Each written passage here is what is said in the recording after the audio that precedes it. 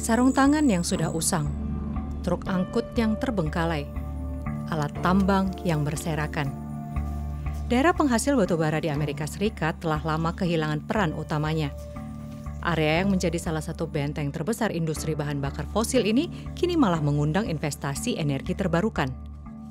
Akankah rencana hijau di Virginia Barat terhambat karena keputusan politik?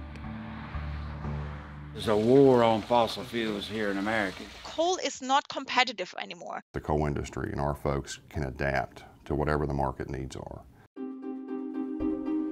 Tantangan besar bagi Virginia Barat untuk meninggalkan batubara menuju masa depan yang hijau.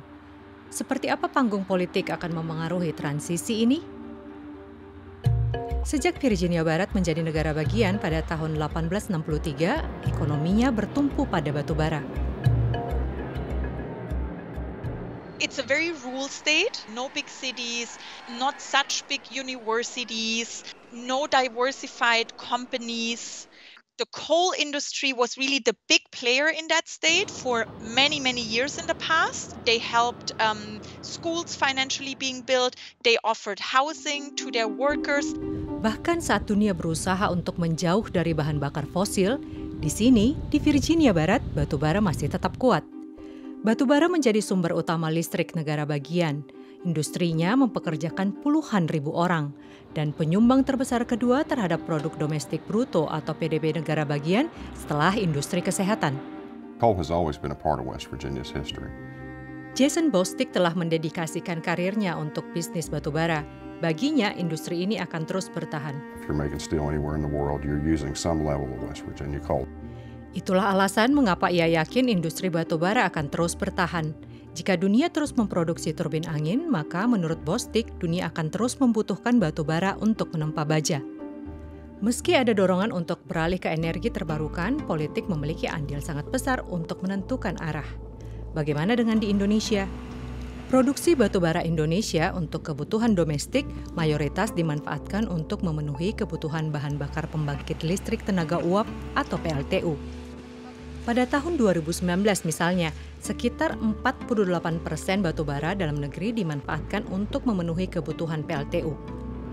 Tren pemanfaatan batubara untuk PLTU juga terus meningkat seiring dengan tumbuhnya konsumsi energi listrik Indonesia.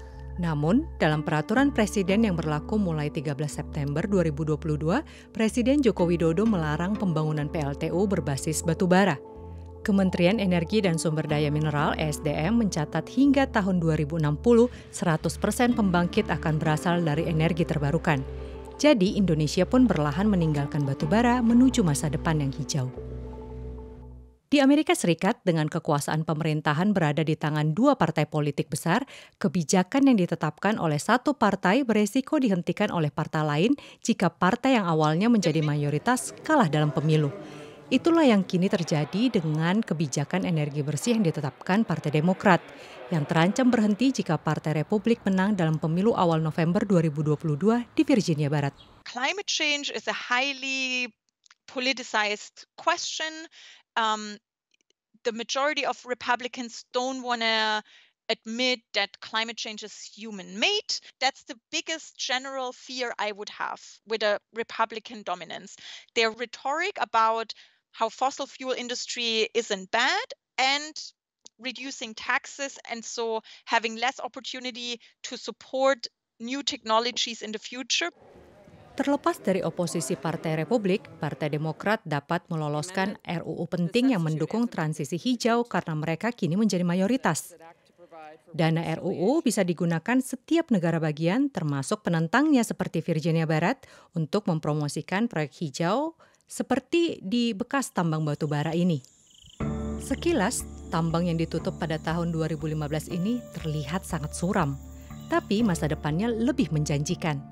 Investasi jutaan dolar oleh investor swasta akan menggantikan peralatan pertambangan yang ditinggalkan dengan puluhan turbin angin. Bukan hanya tenaga angin, tapi juga tenaga surya. Ini adalah solar farm terbesar di Virginia Barat. Namun, ini hanya menghasilkan energi yang cukup untuk pabrik pembuatan mobil Toyota. Semua energi terbarukan yang digabungkan mencakup kurang dari 7% pembangkit listrik bersih Virginia Barat. Namun peluang datang dari sebuah perusahaan energi. Perusahaan Berkshire Hathaway Energy menanam investasi $500 juta di Virginia Barat. How we're diversifying our state and moving forward in every way. Lalu, apa pendapat bekas penambang batu bara tentang rencana transisi energi ini? Untuk mengetahuinya, Dewi mengunjungi Museum Pertambangan Batu Bara di Beckley. Museum ini menunjukkan cara lama penambangan batu bara. Di sini, Dewi bertemu Mike Colo, seorang pensiunan penambang batu bara. There's a war on fossil fuels here in America, you know that. We got coal under our feet, we got natural gas under our feet. But then they're out in other countries begging for us, you know. Mike Colo yakin batu bara masih tetap berjaya di Virginia Barat.